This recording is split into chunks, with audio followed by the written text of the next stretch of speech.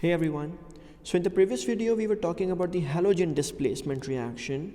Displacement reaction is actually a redox because one element takes the spot of the other element from within a compound. So one of the element is obviously getting oxidized or reduced and the other one is getting vice versa.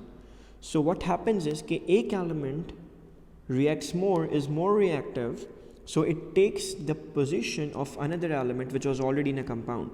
For example, let's look at this example. We know that sodium bromide was a compound.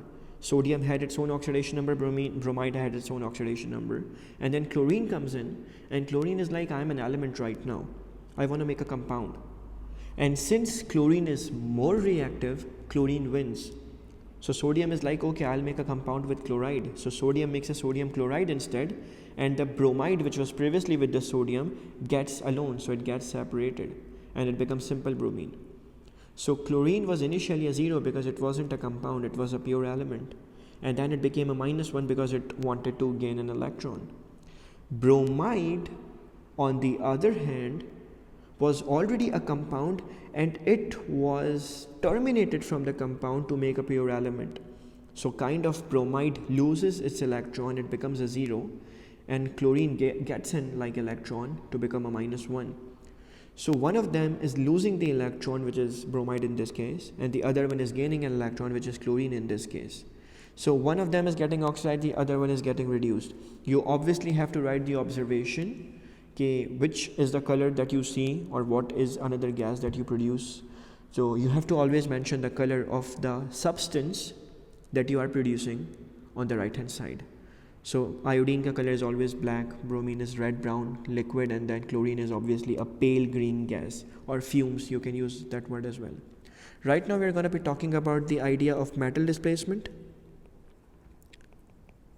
Metal displacement is also very simple because there's a reactive metal which takes the spot of another metal and makes its own compound. For example, we know that there is a reactivity series. We know it starts with potassium, then sodium, then lithium being the very reactive elements. Then we have got calcium, magnesium, aluminium. Then we have carbon for comparison, although carbon is a non-metal, but it's there for comparison. Then we have got zinc, iron, lead. We have hydrogen for comparison. Then we have copper and silver. The ones which are higher in the series, they are more reactive. They lose their electrons. They make salts. The ones which are lower in the series, they gain electrons. They want to become a 0, so they reduce themselves. They are reduced. They make pure metals. They don't want to make a salt. They want to make pure simple element, which is obviously the metal. Let's have an example over here.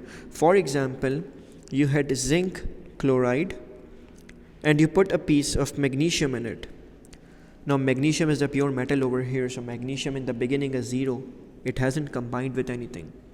But zinc is currently in a salt, so zinc has to be some plus charge. And when we find that out, we get to know that chloride was -1. There are 2 chlorides, so it has to be a -2. Zinc must be a +2. So zinc has an oxidation number of +2, magnesium has an oxidation number of 0. What happens by the end of the equation is that magnesium is more reactive. So magnesium wants to make the salt. Magnesium makes magnesium chloride, and obviously it separates the zinc. By the end of the equation, zinc becomes a 0 and magnesium becomes a plus charge so that it can stay with the chloride. So chloride is still -1 and then 2 chlorides is -2. But the actual change over here is between the zinc and magnesium. Magnesium was a 0 in the beginning, then it became a +2 charge, so magnesium is kind of oxidized. It is becoming more positive, it loses the electron. On the other hand, when we talk about zinc was a +2 in the beginning, but by the end of the equation, it becomes a very simple 0, which means in the elemental state, and in this case, zinc is kind of reducing itself. It gains electron because you can see the oxidation number is decreasing. Oxidation number decreases. For zinc it was +2 and now it's a 0. So this is a metal displacement reaction. Let's try one more example.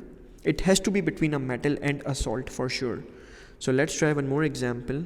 Let's say I'll use the same color because of the obviously color OCD. Let's say it was copper nitrate. Nitrate is always a -2. Nitrate is always a -1. In this case, there are two nitrates, and it's copper nitrate, supposed to be reacting with iron. Iron is simple Fe. It makes sure that it makes the compound.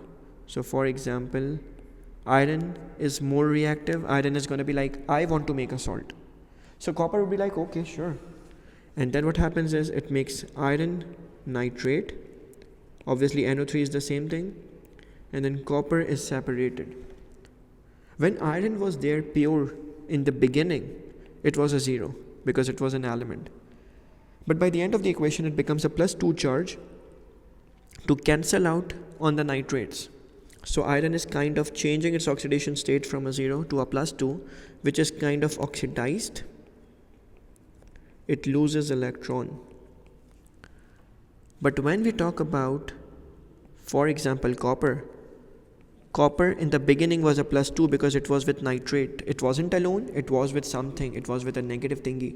So the negative thingy was obviously a negative, copper had to be positive.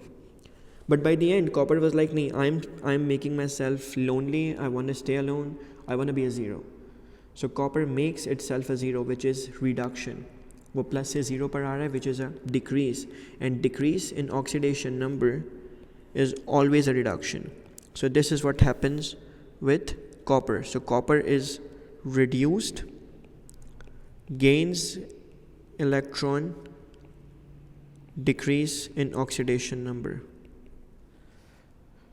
In this particular case, what will be the observation? So the observation is going to be like whatever you see on the right hand side of the equation. So in the beginning, if I say in the beginning, you had copper nitrate and you were adding a piece of iron. Now copper nitrate is a copper solution, so it was blue in color. It was a blue solution, and iron was a piece of a metal, so it was gray metal. But by the end, all what you see is copper. So copper actually is the metal. In the metallic state, it's pink in color. And iron nitrate, normally the salts of iron are green in color, like this color. So it's green in color. So what you see is what appears on the right side. Now ask yourself what is coming on the right side, or you can see the product side. This is the product side. What are the products? Product side is a pink metal and a green solution. So you can mention pink solid appears, or you can say green solution appears. If you want to be more elaborative, you can say the blue solution tends to disappear because it was on the left side, now it's no more. But it's enough to say that pink metal appears, green solution appears. So what you'll see is that if you had a beaker, for example, let's suppose I'm drawing a beaker.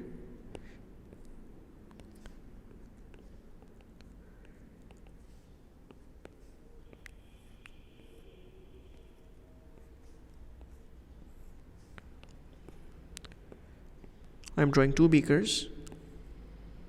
In the beginning you had a blue solution, so your solution was right over here, the blue copper nitrate solution, because all the copper solutions are blue. So this was your copper nitrate, and you added a piece of iron over here. So this was your piece of iron that you add. You add a piece of iron added. This is iron. But by the end what you see pink solid appearing, because now your entire copper is going to settle down and you're going to see a green solution. So this is now your iron nitrate solution. Now it's not copper nitrate, it's iron nitrate, because obviously iron oxidizes itself, and you see an appearance of pink metal as well. So you will see a pink solid settling at the bottom. This is going to be your pure copper in the solid state. So right now, this is an equation about a displacement reaction where you see a change in observation as well. So what we have to keep in mind is that the metals which are higher in the series always make the salt. They always tend to become more and more positive and they lose their electrons. The ones which are lower in the series, they all the time gain electrons. They don't want to make salts. They want to stay alone. They want to stay at zero. And when it comes to observation, the normal colors of the metals are normally gray, except for copper. Copper is pink. And for solutions, you will have to memorize the colors. So let's vouch for that, and let's just get done with the chapter in the next video, which is a 5-minute thingy on oxidizing and reducing agents. Thank you guys.